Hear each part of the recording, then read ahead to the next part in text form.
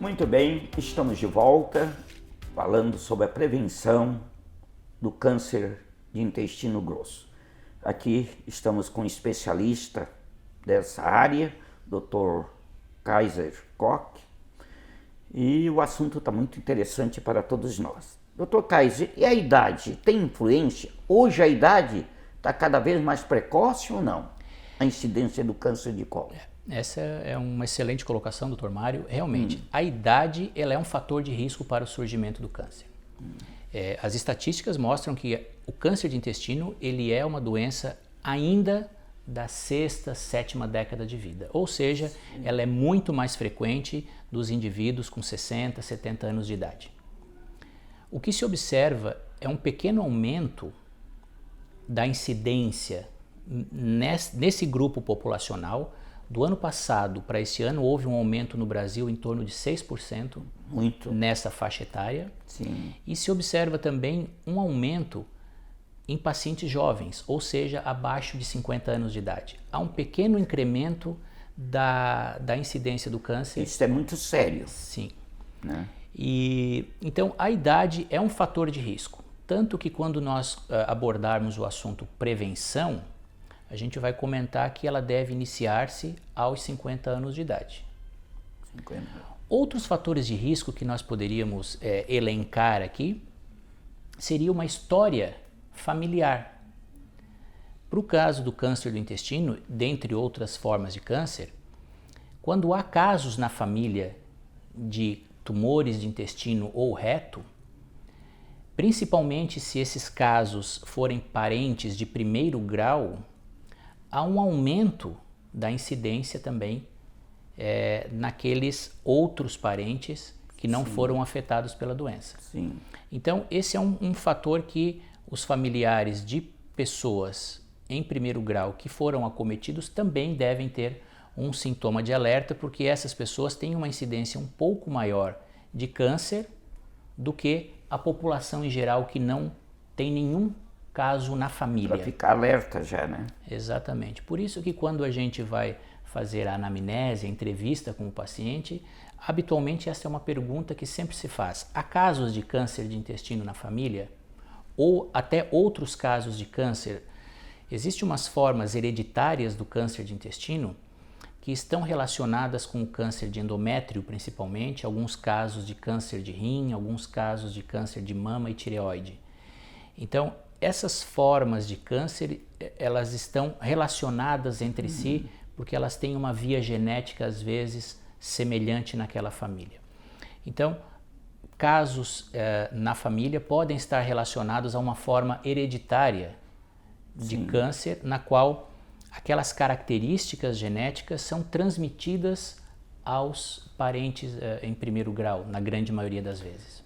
Isso é muito importante porque a pessoa já fica alerta, que tem que fazer a sua prevenção. Exato. Somente quem tem história de pai, mãe, Exato, tio, exato. parentes mais próximos. Principalmente se esse parente próximo for de primeiro grau e for ainda acometido numa idade mais jovem, como eu comentei, dos 50 anos para baixo, que é uma idade que pode ocorrer, mas não é o mais frequente. O sexo, homem e mulher, a incidência se equivale?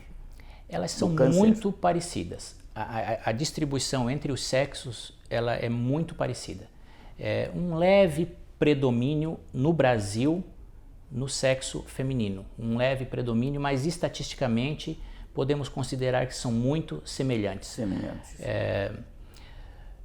Aqui no sul, por exemplo, nós temos para os homens e para as mulheres quase 24 casos novos por cada 100 mil habitantes para os homens e mulheres, e no norte e nordeste nós temos aí 4 a 6 casos novos, né? Uma quantidade bem menor.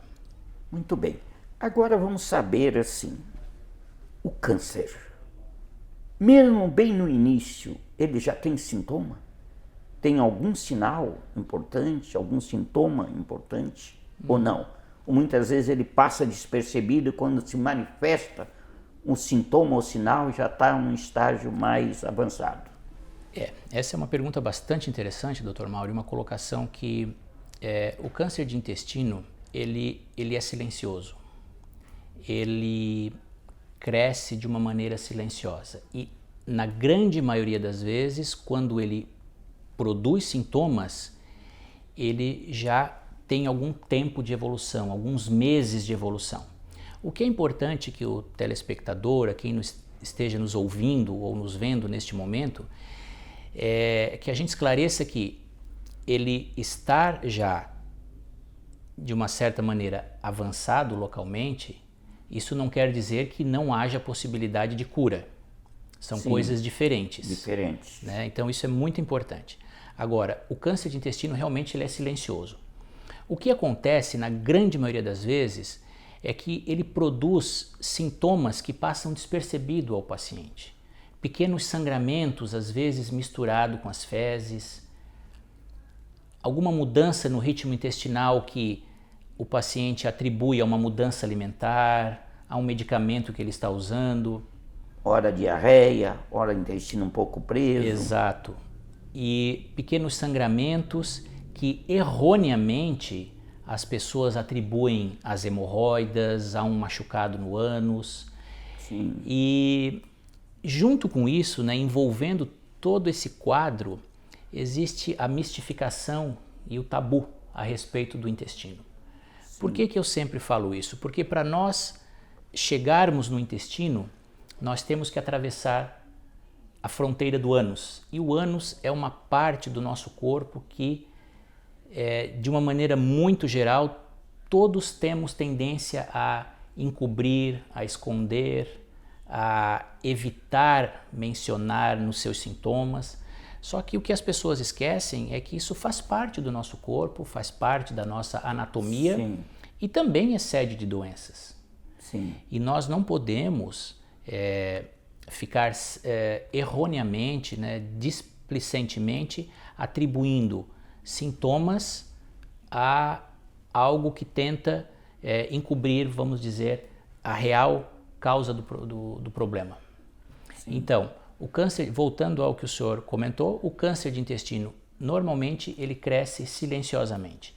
Quando ele produz sintomas, e quais são os sintomas? Na grande maioria das vezes, mudança no ritmo intestinal, ou seja, aquele indivíduo que tinha uma frequência, um ritmo intestinal que ele está acostumado a sua vida toda, de repente, sem nenhum motivo, sem nenhuma mudança alimentar, sem nenhuma viagem, sem nenhuma introdução de medicamentos que possam mudar o ritmo intestinal, há uma mudança e ela persiste, ela não volta mais ao que era antes.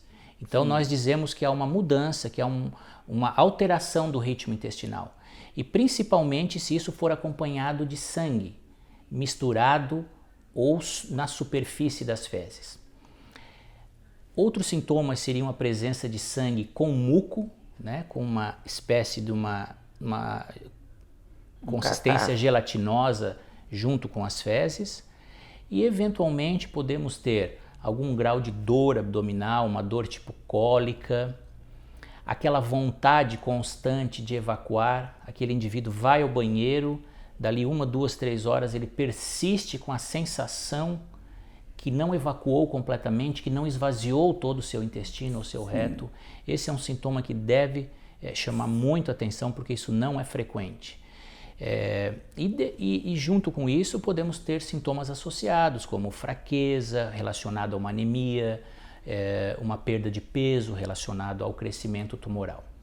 Então esses são sintomas de uma maneira geral que podem aparecer nos pacientes com câncer de intestino e normalmente eles denotam que nós já temos uma lesão que já tem um certo tempo de evolução, normalmente alguns meses já ou até perto de 1 ano já de evolução.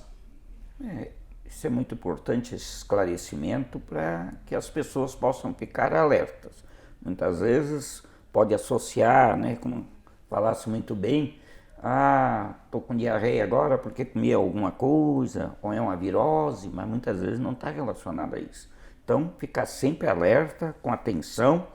O melhor mesmo é procurar o médico para esclarecimento. Sim. Não é mesmo? Qualquer mudança que se instale e não retorne ao seu ritmo intestinal normal, isso deve ser um sintoma de alerta às pessoas. Muito bem, vamos fazer um breve intervalo e já retornamos já.